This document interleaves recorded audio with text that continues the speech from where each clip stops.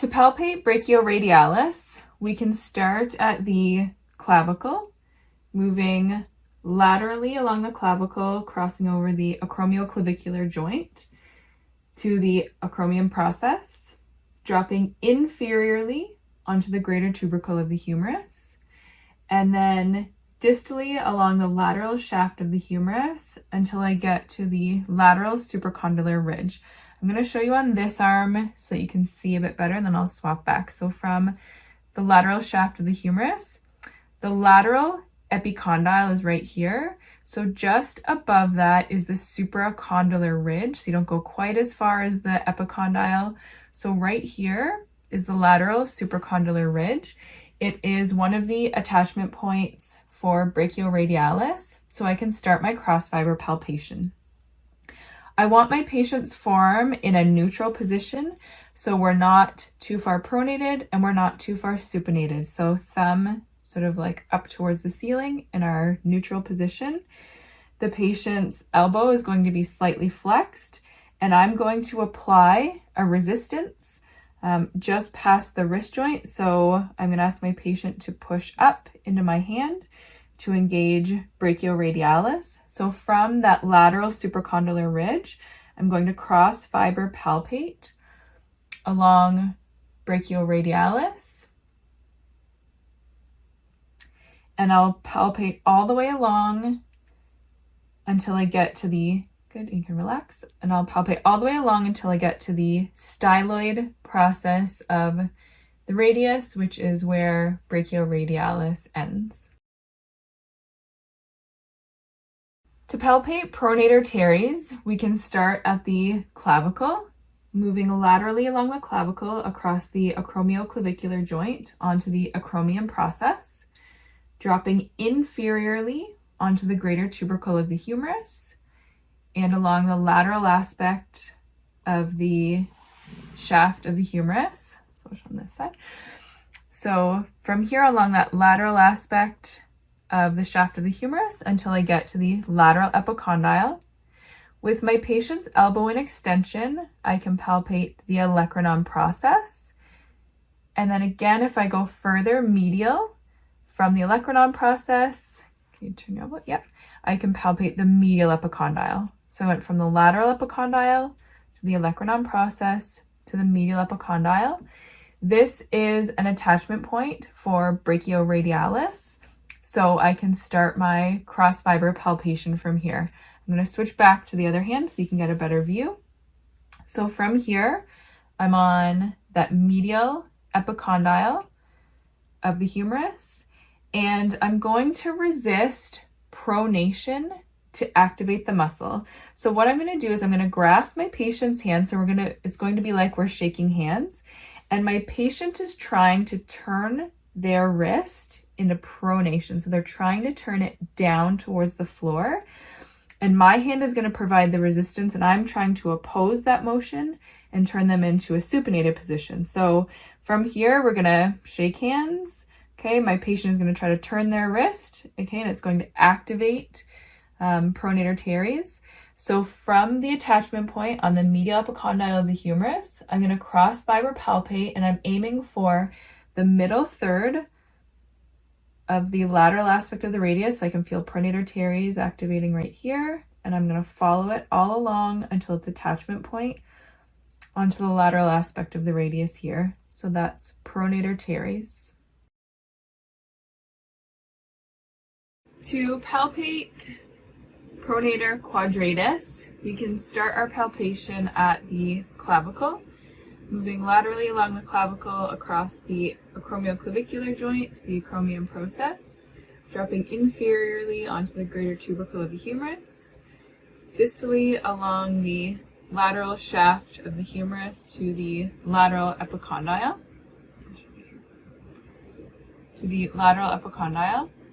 From here, traveling onto the shaft of the radius, distally along the lateral shaft of the radius, and we get to the distal 1/3 of the radius. We're going to move on to the anterior radius. So I'll show it from this side. So from the shaft of the radius, moving on to the anterior aspect of the radius.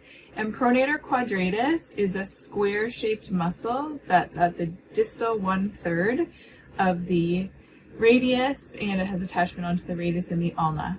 So to cross fiber palpate, the fibers go this direction, so we're going to cross fiber palpate, and what I'll do is I'm going to resist pronation, so my patient's going to try to turn their forearm this way, and I'm going to hold the forearm in a neutral or supinated position. So from there, I'm going to cross fiber palpate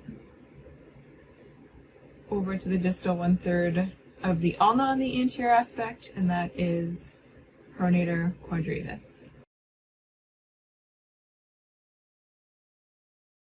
We're going to palpate flexor carpi ulnaris, flexor carpi radialis, and palmaris longus as a group, and so we're going to palpate them as the wrist flexor group. You can start your palpation at the clavicle, and you're going to use the same trail that got you to where you were starting for pronator teres at the medial epicondyle. So from the clavicle, moving laterally along the clavicle, crossing over the acromioclavicular joint to the acromion process, dropping inferiorly onto the greater tubercle of the humerus, along the lateral aspect of the shaft of the humerus until I get to the lateral epicondyle. With my patient's elbow and extension, I can move medially onto the olecranon process, and then further medial onto the medial epicondyle. Good.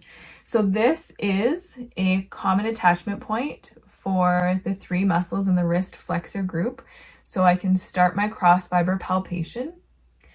When I cross fiber palpate, I'm going to ask my patient to bend their elbow, and I'm also going to ask my patient to bend their wrist because they perform wrist flexion. When I provide resistance for this group, I want to make sure I'm not providing resistance at the fingers because then I'll be activating different muscles. So I'm going to place my hand on the palm of my patient's hand. My patient's going to try to bring their wrist up towards their body, and I'm going to resist against that. So if I'm on that medial epicondyle, I can start my cross fiber palpation. And as you get closer to the wrist, what I want to see is individually where each of those inserts. So flexor carpi ulnaris has attachment onto pisiform and hook of hamate. So I'm going to do a smaller palpation. Can you turn your hand that way just a bit? Perfect. Okay, go ahead and bend your wrist. Good. Yep. When I am resisting, I'm not sure if you can see this, but when I'm resisting, you can see the tendons of these muscles already coming out. So this is flexor carpi radialis. This is palmaris longus, and then flexor carpi ulnaris is right through here. Okay, so take a look for those three tendons popping out as you provide that resistance for wrist flexion. So in your cross fiber palpation, as you get closer to the wrist, you're then going to show where each of those different muscles inserts. So flexor carpi ulnaris has attachment onto pisiform and hook of hamate. So once you cross fiber that, you'll come back, and then you'll cross fiber palmaris longus, which is this prominent tendon here, and it's all along the palm of the hand. Okay, the palmar aponeurosis is where it inserts, and then come back out, and then finally you'll cross fiber palpate flexor carpi radialis, and it has attachment onto the base of the second and third metacarpal. So you want to make sure you get to the base of the second and third on the palm of the hand. To palpate flexor digitorum superficialis, we can start at the clavicle, moving laterally along the clavicle across the acromioclavicular joint onto the acromion process, dropping inferiorly onto the greater tubercle of the humerus, and distally along the lateral shaft of the humerus. So along that lateral shaft of the humerus to the lateral epicondyle, with the elbow and extension moving medially onto the olecranon process, medially again onto the medial epicondyle of the humerus.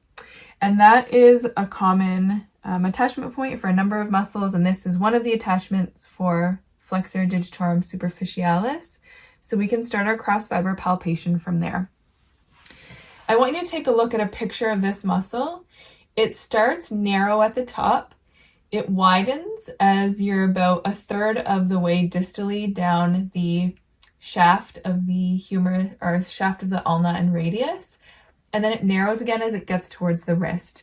So if I'm on the medial epicondyle of the humerus, I'm going to ask my patient to bend their wrist, and they're also going to flex at the metacarpal phalangeal joint. So they're going to flex at the knuckles, but they're going to keep the remainder of their fingers straight. So it's going to look something like that. Okay, great.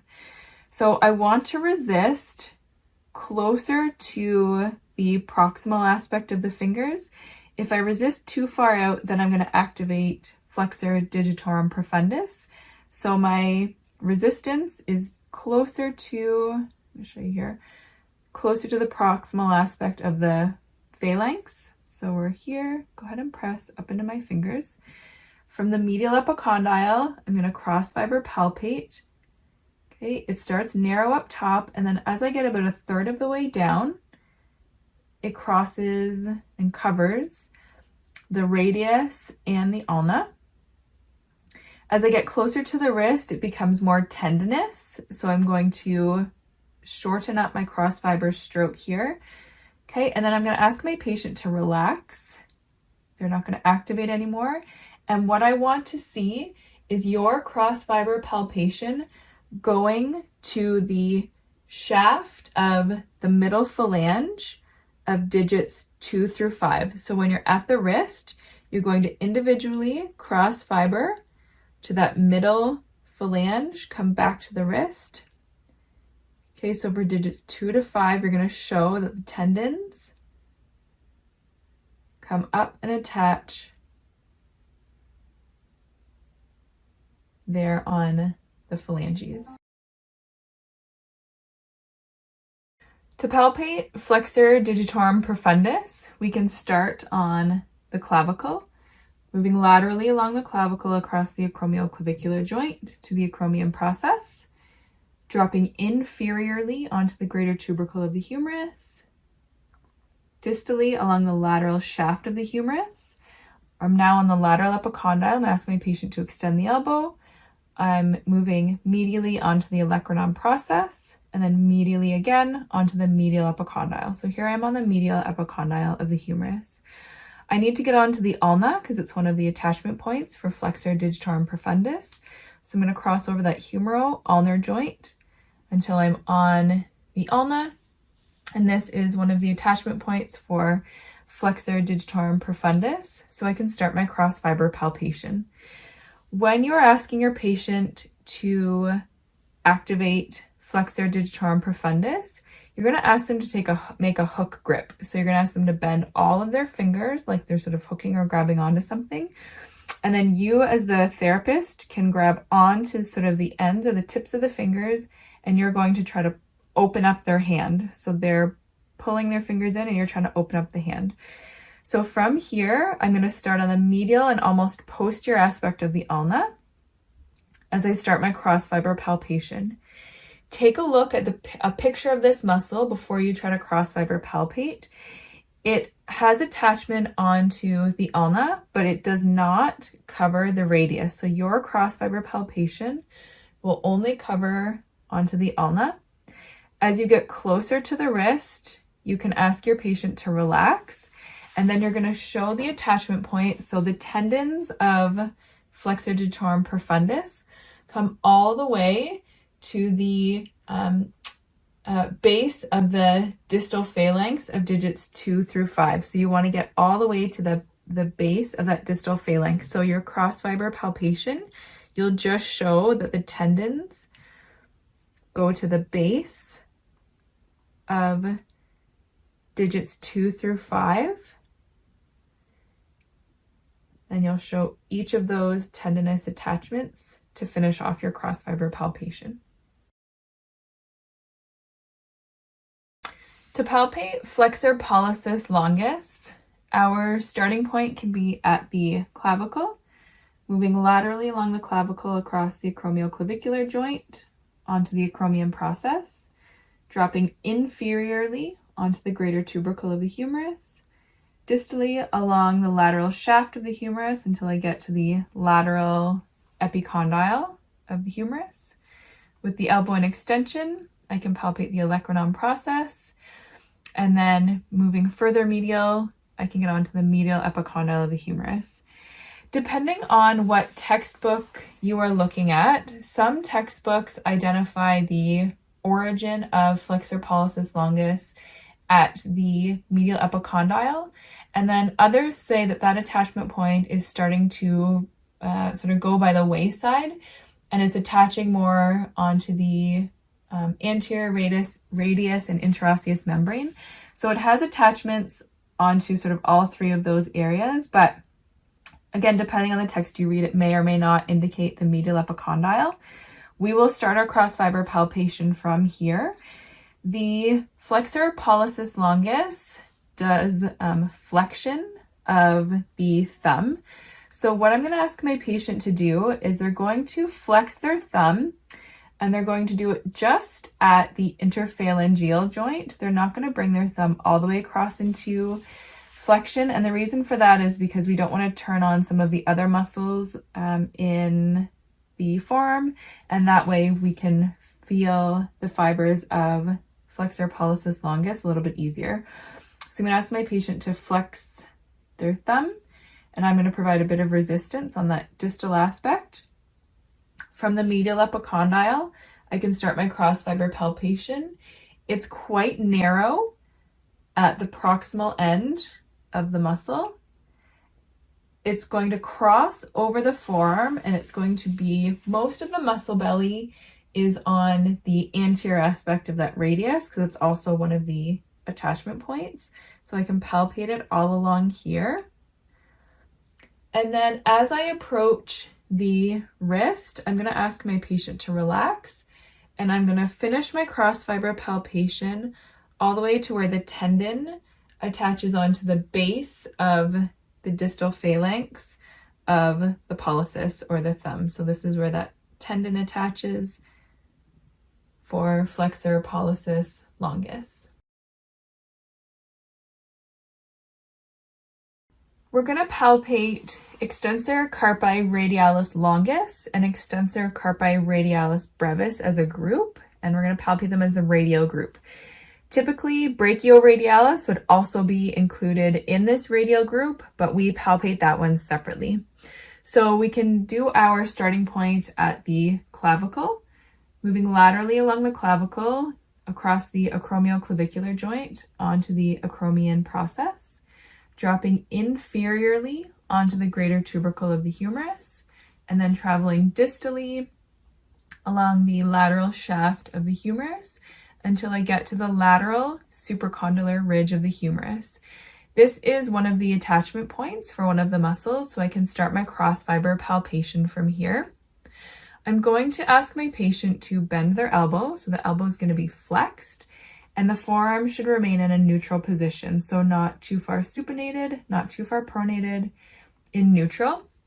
The elbow's flexed, forearm in neutral. My patient is going to extend their wrist slightly, so they're going to bring their hand back, and then they're also going to radial deviate the hand, so they're going to bring their thumb up a little bit, so it's kind of like this.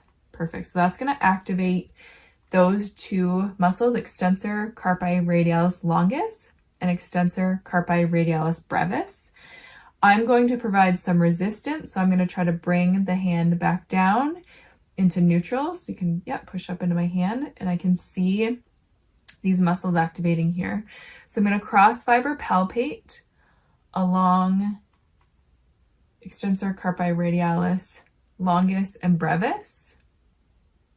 And as I get closer to the wrist, I can ask my patient to then relax their activation, and I want to palpate the tendons that go to the base of the second metacarpal and the base of the third metacarpal, okay, on the dorsal aspect of the hand. So here's the base of the second and the base of the third. So my cross fiber palpation will show where those tendons attach for those two muscles of the radial group.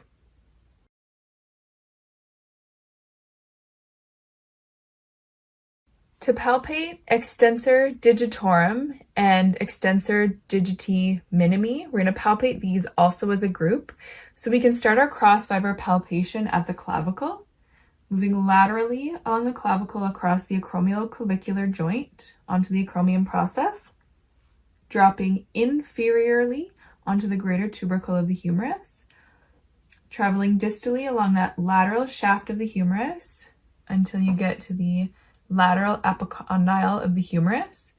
This is a common attachment point for extensor digitorum and extensor digiti minimi, so we can start our cross fiber palpation from here.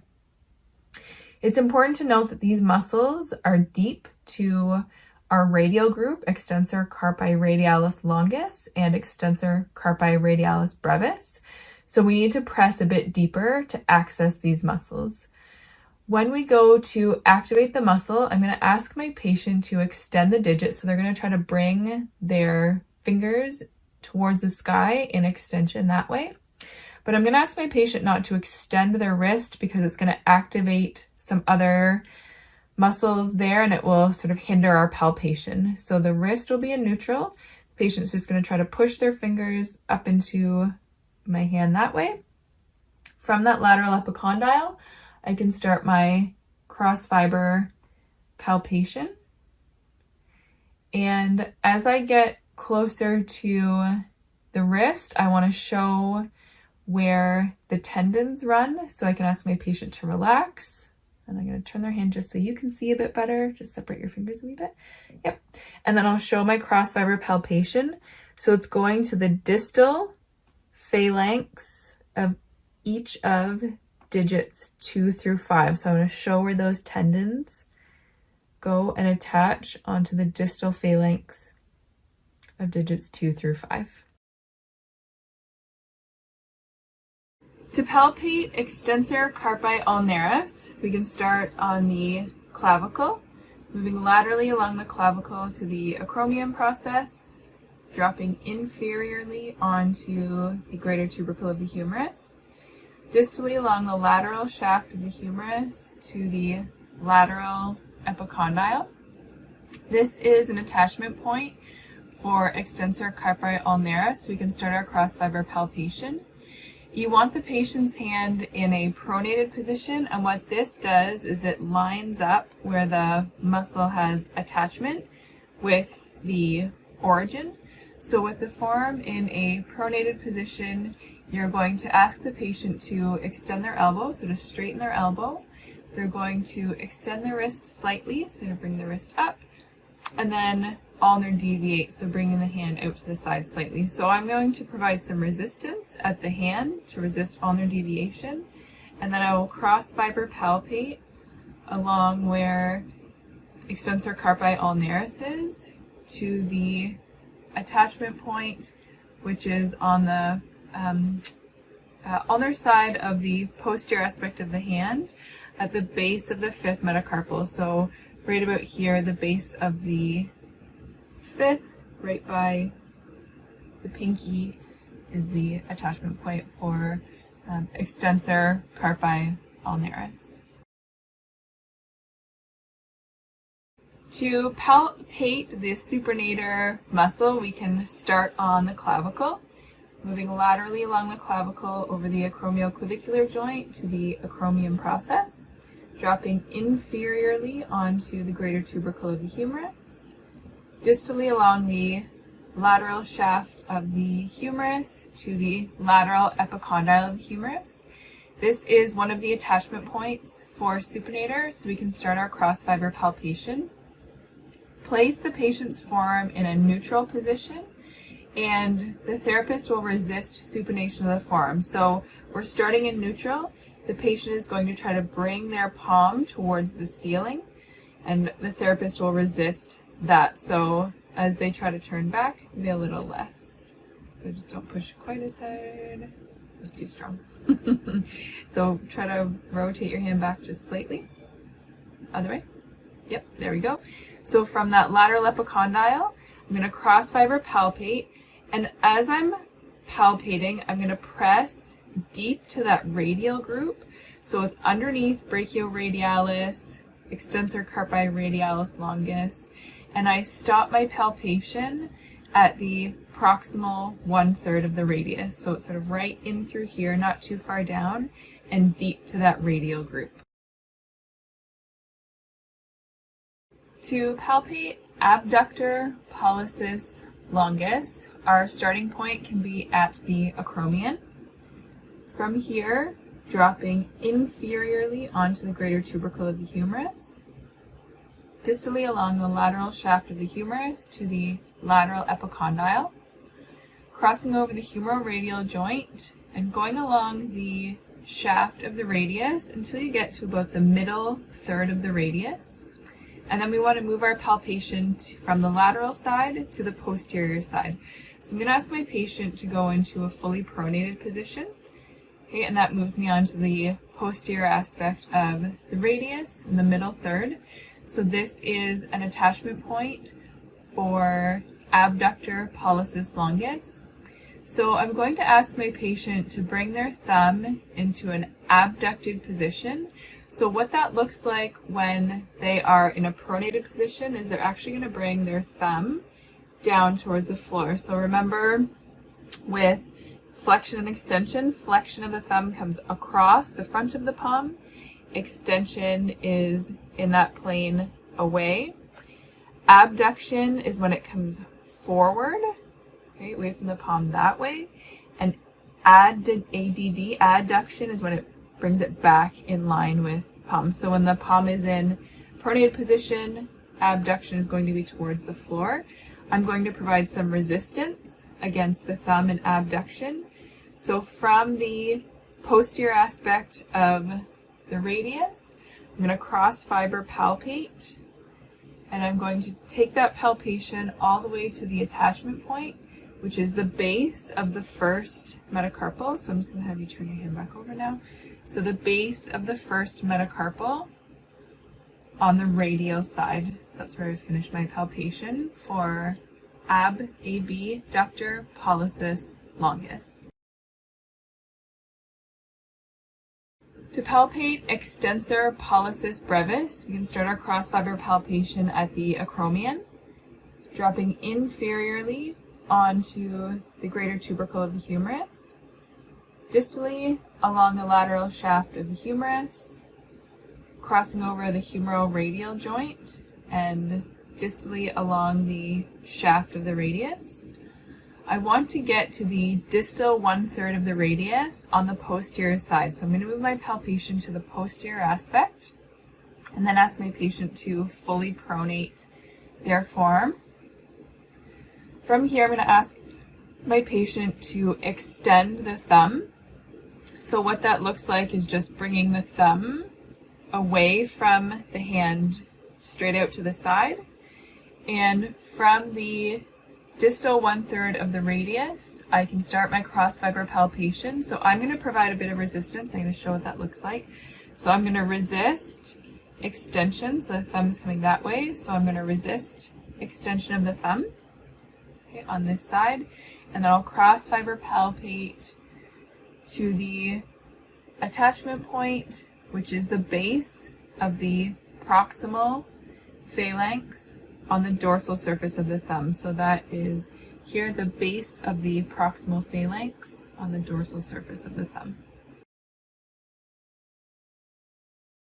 To palpate extensor pollicis longus, we can start at the acromion process, dropping inferiorly onto the greater tubercle of the humerus, distally along the lateral shaft of the humerus, crossing over the humeroradial joint, palpating along the lateral shaft of the radius, and we want to get our palpation to the middle 1/3 of the radius, so approximately here, and I'm going to move on to the posterior aspect of the forearm. I'm going to ask my patient to fully pronate their forearm, and I'm going to move a little bit more medial onto the ulna. So this muscle originates on the dorsal surface of the middle 1/3 of the ulna and the interosseous membrane. So I can start my cross fiber palpation here. I'm going to ask my patient to extend their thumb. So again, bringing the thumb out to the side that way, and I'm going to provide the resistance. So I'll show you here. Provide that resistance on the outside of the thumb.